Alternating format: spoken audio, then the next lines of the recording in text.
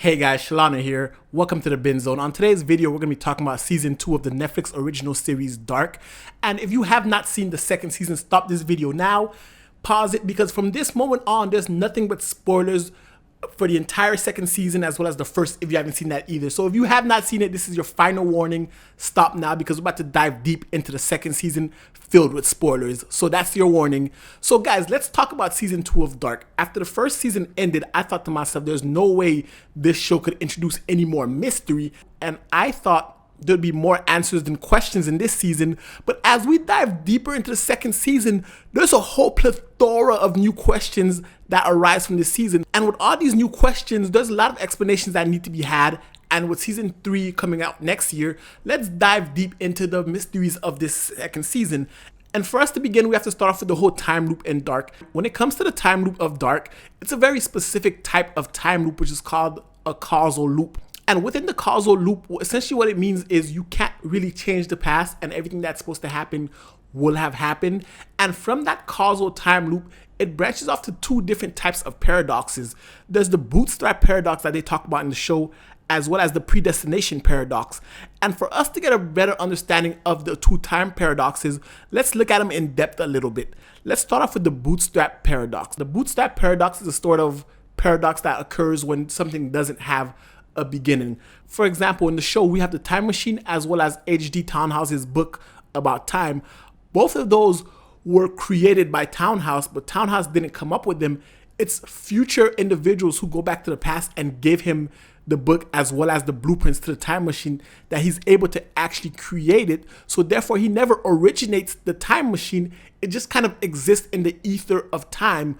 Another prime example is Charlotte and Elizabeth, which I'm going to be diving deep into this later in the video, because that whole time loop and that whole tragedy of their relationship, and that itself is something that merits its very own discussion. Just the paradox itself and that relationship and the reverberations it means on our understanding of time. Now, the other paradox is the predestination paradox. And the predestination paradox is the very notion of what Jonas is trying to accomplish. Time itself in Dark, as well as in this paradox and the causal loop itself, time cannot be changed. The past will always happen. So by Jonas trying to go to the past to change the past, that's what actually creates the present and the future. So therefore, the very notion of trying to change the past is what makes the future what it is. So you can't really change it.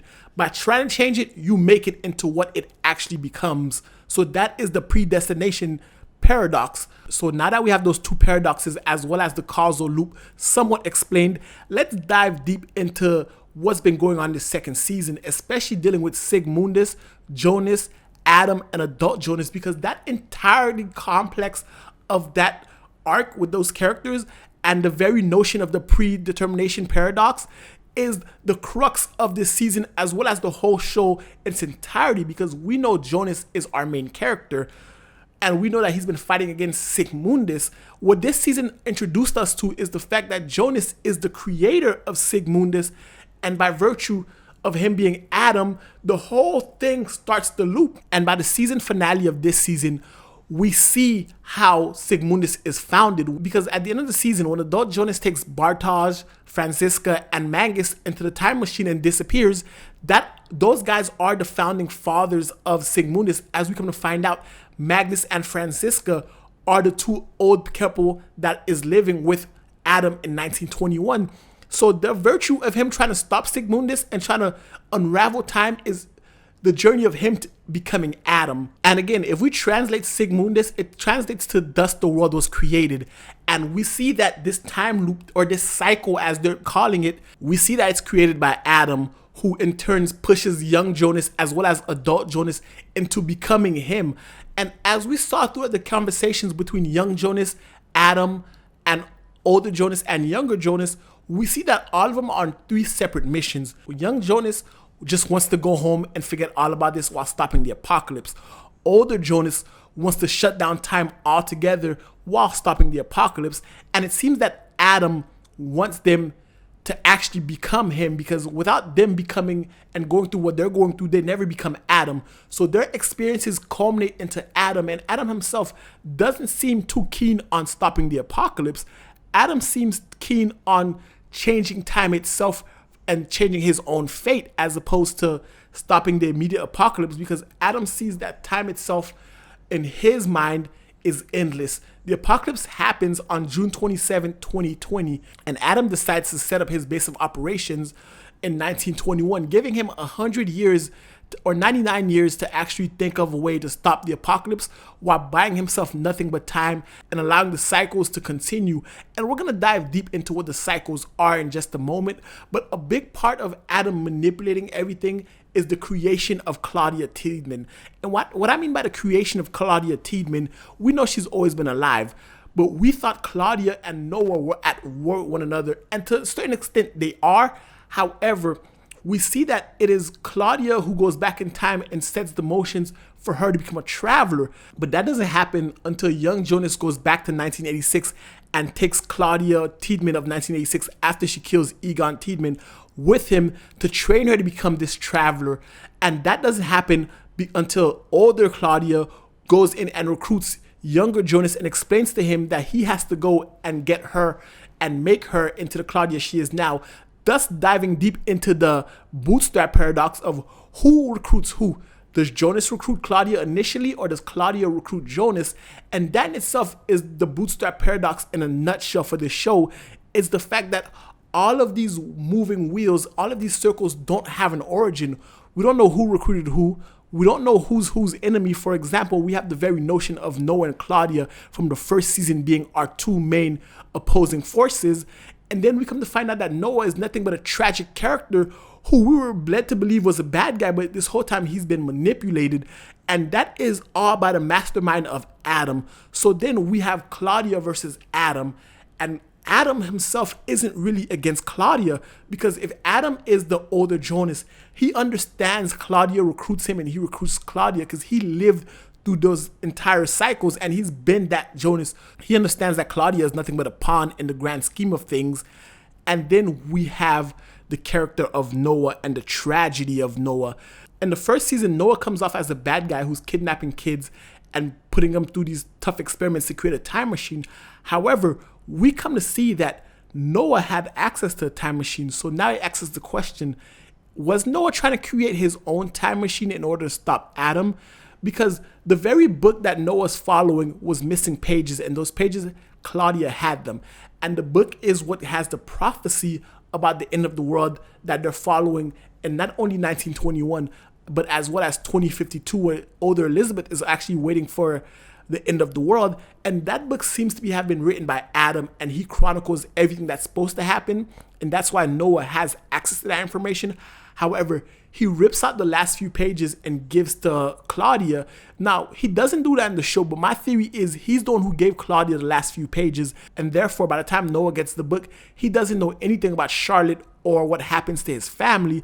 And Adam is able to manipulate Noah, and Claudia is able to try to figure out how she can get Noah to break free from Adam's control. And that whole thing is the sad part about this.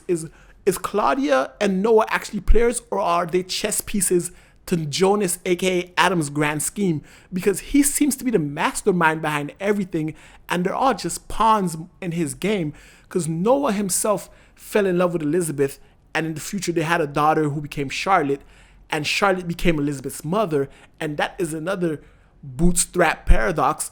And now we have Noah who's looking for his daughter, and he doesn't know where she is. And he's doing all these things because he doesn't know where his daughter is, and he believes that Adam is looking out for his well-being.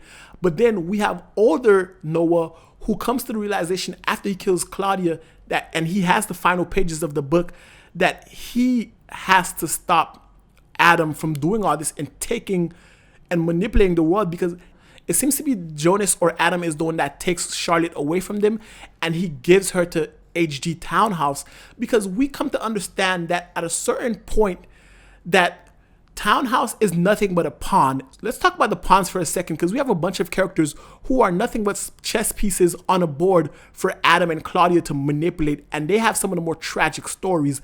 Let's start off with Egon Tiedemann. Egon, what we thought was a drunk and an idiot in the first season, comes off as a very endearing character. We have poor Ulrich, who is nothing but a loving father who got stuck in their game. We have poor Helge, who is traumatized by Ulrich as well as Noah, we have HG Townhouse, who is just a tool to justify the means of them going through time. We have Charlotte, and then we have Noah, and I can't forget Michael, aka Mikhail. These 7 characters are poor individuals who are just caught in the way of Adam trying to realize his goals, which is to save the world and save Martha for himself, which seems to be a very selfish goal on his behalf, which intrigues me. How does Jonas go from being himself to the older Jonas to Adam? Because like all these characters' motivations and attitudes are very different from one another, and I don't see how adult Jonas becomes Adam, because he doesn't want to be that guy. But again, it could be his experiences and seeing that Adam was right that actually turns him into Adam. Similar to how Jonas showing Michael the note actually inspires him to write the suicide note word for word, thus creating the events that are supposed to be. By him seeing that and him going through those experiences and him saving his friends and creating Sigmundus in a certain way, it's essentially him becoming Adam without becoming Adam. He doesn't want to be Adam, but the more he sees, the more he starts to understand the same mind frame that Adam is, and the more he starts to become Adam, thus the predestination paradox. By him trying not to be Adam and him going through certain choices, he actually ends up being Adam. But then that brings us to Claudia and her role in all this. Why is Claudia doing what she's doing? Because she's not following Adam. She's trying to do her own thing, and she's trying to manipulate young Jonas to following what she wants, while Adam wants Jonas to do what he wants. So they're both two warring forces trying to attract Jonas. But the advantage that Adam has is Adam was Jonas, so he knows what Claudia wants him to do. But why is Claudia doing what she's doing? Because she did kill Egon Tiedemann, and later in life, when she goes back to 1953, she comes to understand that she is the reason why her father dies later on. But it's because of her own selfish reasons. Because think about it. Claudia didn't want to kill her father. Claudia went to the future and tried to save Regina. Claudia sees that her father and her daughter are dying, and she wants to find a way to break this time loop in order to save them, while also trying to harness the God particle that created the time loops in the first place and that creates the portals. And that is a very important notion, this God particle, and the very notion of the God particle creating the time wormhole. That itself is a discovery that Claudia wants to keep hidden away from the world, because she knows the apocalypse is coming, and it's by virtue of the God particle, which is why she doesn't want her father going into the cave and why she doesn't want anyone dealing with those chemicals, even though we come to find out Alexander Tiedemann is somewhat responsible for what's going on. But not just Alexander Tiedemann, the special detective Kohler, who comes to avenge his brother from what Alexander Tiedemann did before 33 years ago when he took Alexander Kohler's identity. Now all of that comes to tie in, and we've come to find out that the special detective Kohler was given a letter as to expose who Alexander was. Now, who would know this? Who would expose him? I don't think Claudia knows this. It's another mechanism of Adam's manipulation, because remember, as young Jonas, he saw that the box contained a gun as well as Alexander Kohler's passport, and that information could have easily been processed and turned over to Special Detective Kohler, which thus has them uncover the God particle, and that creates the apocalypse in the first place, because he doesn't want to stop it. He wants this to continue. Adam wants this to continue so that he can create a new cycle. Before we dive into the cycles, let's run down a few characters. We know that Sigmundus is Jonas's crew that grows up and they follow him and they become Sigmundus. But there are other mechanisms at work here. For example, Charlotte, Noah, and Elizabeth.